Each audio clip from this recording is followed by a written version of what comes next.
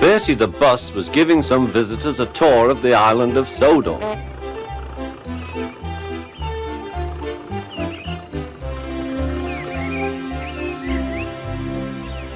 It was their last afternoon, and Edward was preparing to take them to meet Bill and Ben.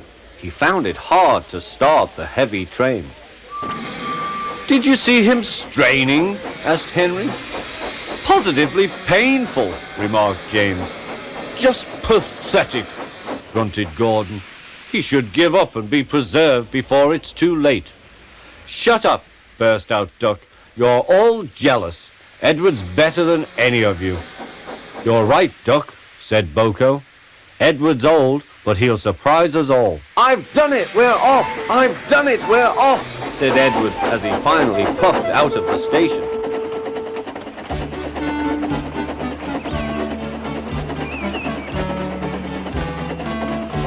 Bill and Ben were delighted to see the visitors. They loved being photographed. Later, they took the party to the China Clay Works in a brake van special.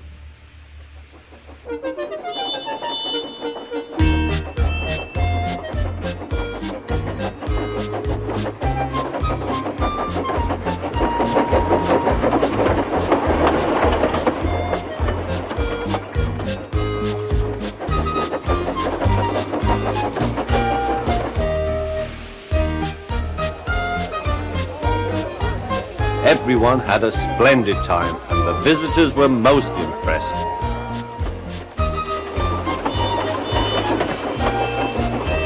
Then Edward took the visitors home.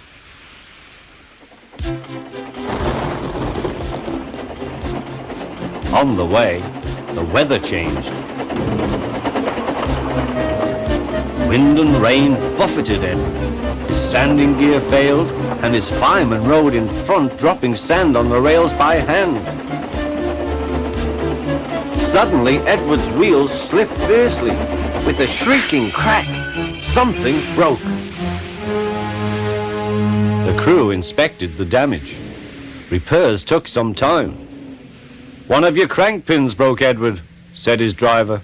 "We've taken your side rods off. Now you're like an old-fashioned engine. Can you get these people home? They must start back tonight." "I'll try, sir," promised Edward. Edward puffed and pulled his hardest, but his wheels kept slipping and he could not start the heavy train. The passengers were anxious. Driver, fireman and guard went along the train, making adjustments between the coaches. "We've loosened the couplings, Edward.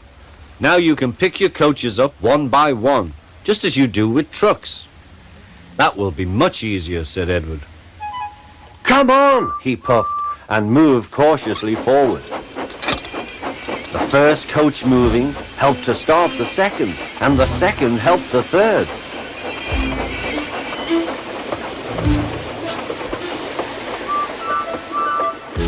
"I've done it! I've done it!" puffed Edward. "Steady, boy," warned his driver. "Well done, boy. You've got them! You've got them!" And he listened happily to Edward's steady beat as he forged slowly but surely ahead. At last, battered, weary, but unbeaten, Edward steamed in. Henry was waiting for the visitors with the special train. "Peep, peep!"